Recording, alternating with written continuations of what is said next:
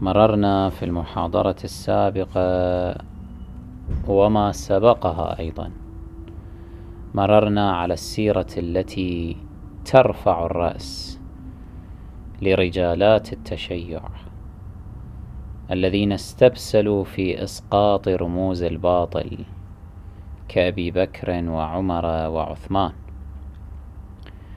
فعرضنا نماذج مما أقدم عليه هؤلاء أمام معاشر المخالفين من قدح وثلب وفضح لأولئك الذين خانوا رسول الله صلى الله عليه وآله في عترته من بعده.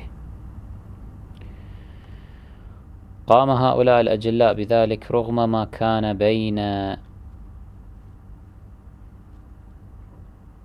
هؤلاء وأعلام أهل الخلاف، رغم ما كان بينهم من الصلات والعلاقات الوثيقة، تلك الصلات والعلاقات التي فرضتها حركة تلقي الحديث كما بينا. عرضنا 4 نماذج، ونعرض الآن نماذج أخرى تدلل على هذا الذي نقول. النموذج الخامس: من منا لا يعرف أبا حمزة الثمالي رضوان الله تعالى عليه؟ جميعنا يعرفه،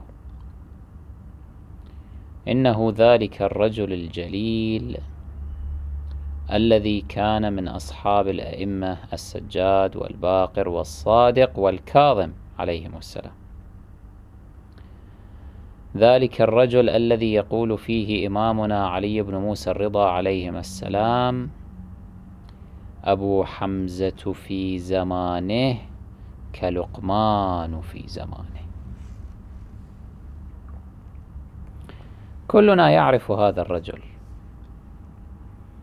لأن اسمه تخلد بالدعاء الذي يرويه عن إمامنا زين العابدين صلوات الله عليه، ذلك الدعاء الذي نقرأه في أسحار شهر رمضان، الدعاء الذي يحمل اسمه دعاء أبي حمزة الثمالي. هل يعلم الأخوة أن هذا الرجل الثقة الجليل كان أيضا ممن ينال من رموز الطائفة الأخرى؟ لاحظوا مثلا ما رواه الذهبي في كتابه ميزان الاعتدال عن عبد الله بن موسى قال: كنا عند أبي حمزة الثمالي فحضر ابن المبارك أحد فقهاء أهل الخلاف المعروفين، فذكر أبو حمزة حديثا في ذكر عثمان فنال من عثمان، نال من عثمان، فقام ابن المبارك ومزق ما كتب، أي مزق ما كتب عن أبي حمزة من الأحاديث ومضى. هذا يدلكم على أن أجلاء أصحاب الأئمة عليهم السلام كانوا يهتمون بالنيل من أئمة الكفر والباطل والنفاق، كانوا يهتمون بالنيل منهم حتى أمام المعتقدين بهم من أهل الخلاف. وعليه فما يدعيه بعض الجهلة اليوم من أن ذلك لم يكن من سيرة أتباع مدرسة أهل البيت عليهم السلام ما هو إلا هراء منشأه الجهل بالسيرة الحقيقية لأتباع مدرسة أهل البيت عليهم السلام. أبو حمزة الثمالي صاحب الدعاء المعروف كان ينال من عثمان.